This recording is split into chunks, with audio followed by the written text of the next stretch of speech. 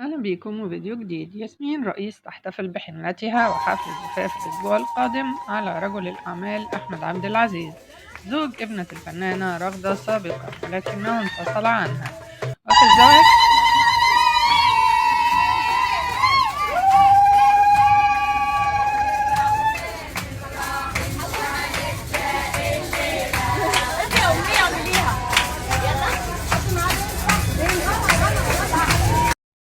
يذكر أن ياسمين رئيس كانت متزوجة من المخرج هادي الباجوري ولديها منه ابن، وانفصلت عنه بعد تصريحاته المثيرة للجدل عن قبوله أن تقبل زوجته في الأفلام طالما المشهد يحتاج ذلك. التصريح الذي أثار موجة من السخرية من المخرج وانتقادات واسعة طلبت على إثرها ياسمين الطلاق.